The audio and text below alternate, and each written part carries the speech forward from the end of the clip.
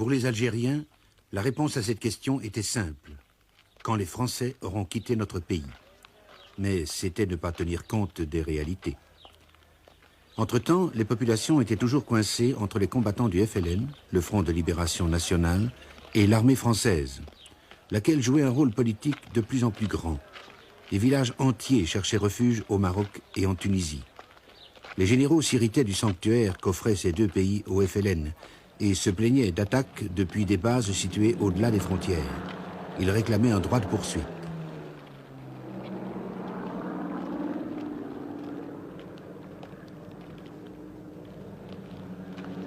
Au début de février 1958, suite à de soi-disant tirs contre un avion d'observation, cela déboucha sur le bombardement de la ville tunisienne de Sakiet.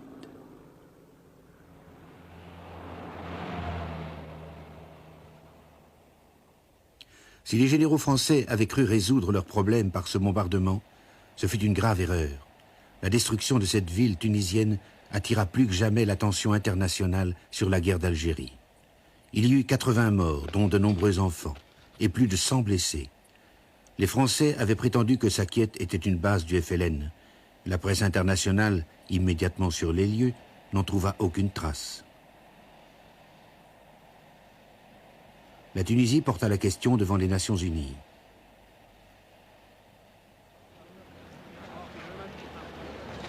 Les ennemis de la France triomphaient. La Grande-Bretagne et les États-Unis, très embarrassés, s'offrirent comme honnêtes courtiers. Paris accepta, à la fureur des généraux. La destruction d'installations de la Croix-Rouge n'aida pas la thèse française de la provocation. Le ministre de la Défense avait parlé de destruction d'un nid de rebelles et d'assassins et d'actes de légitime défense.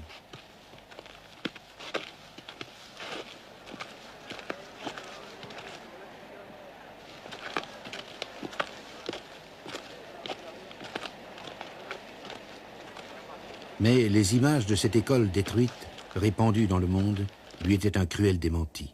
Car les bombes étaient tombées pendant les cours et le nombre des enfants tués était élevé.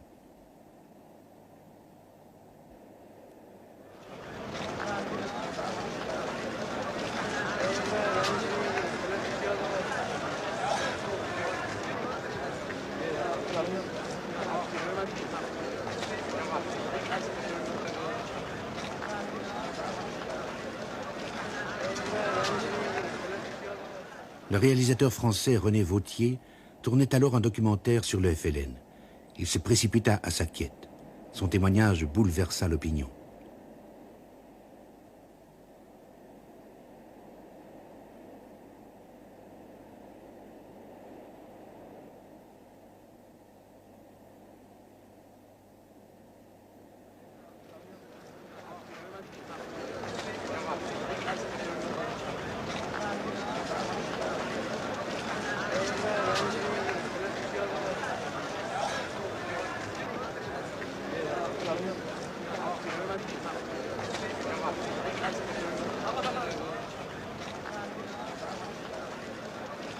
Quand, confrontés à des images de cadavres d'enfants, les généraux persistèrent à parler de provocation, même les amis de la France furent choqués.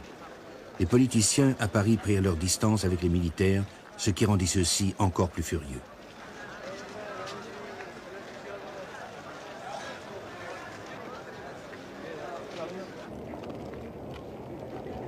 Dans leur souci d'aider au maximum la cause du FLN, les Tunisiens organisèrent de véritables visites guidées pour les diplomates.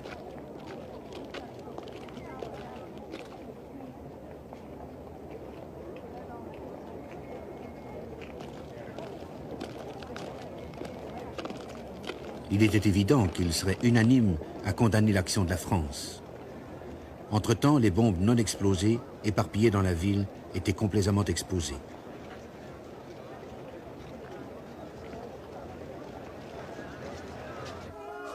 Les diplomates furent aussi conduits au chevet des blessés. L'affaire de Sakiet paraissait avoir anéanti tout espoir de paix, et pourtant, les colons restaient convaincus que la chose était encore